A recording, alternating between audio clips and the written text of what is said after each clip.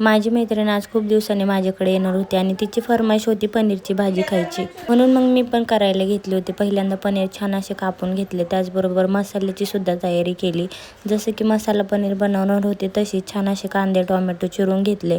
त्याचबरोबर काजूसुद्धा घेतले होते. पनीरच्या भाजीमध्ये काजू टाकले ना खरंच खूप छान आणि टेस्टीच लागते. कांदा टोमॅटो काजू त्याचबरोबर दहीसुद्धा आपल्याला लागणार होतं म्हणून ते सुद्धा घेतलं होतं. कोथिंबीर आणि काही बेसिक मसाले आणि त्याचबरोबर पनीर मसाला सुद्धा पहिल्यांदा छान असा मसाला परतून घेतला, जो की कांदा टोमॅटो आणि ना थोडंसं तीळसुद्धा घेतले होते पांढरे. सगळं काही ना छान असं तेलामध्ये भाजून घेतलं आणि मसाला तयार केला. त्यानंतर खड्या मसाल्यामध्ये मी ना तेजपत्ता त्यानंतर दालचिनी 2-3 लवंग 2-3 मिरे असं सगळं घेतलं होतं. छान असं ते सुद्धा भाजून ना त्याची पेस्ट करून घेतली मिक्सरला.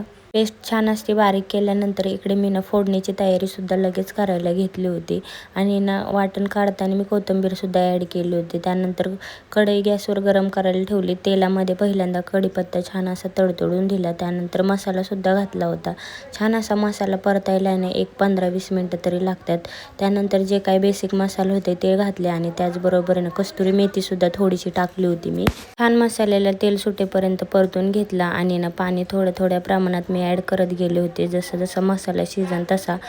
पनीर मी लगेच काय ॲड केलं नव्हतं आणि तळूनसुद्धा घेतलं नव्हतं, तसंच टाकणार होते. त्यानंतर हळद ॲड केली आणि त्याचबरोबर लसणाची पेस्ट ॲड करून जे काही दही आपल्याला भाजीमध्ये टाकायचं होतं ते सुद्धा ॲड केलं. छान असं ते सुद्धा परतून घेतलं आणि पाणी थोड्या प्रमाणातच मी ॲड करत गेले. जसं की ना 1 तांब्याभर पाणी मी ॲड केलं होतं सगळं मिळून.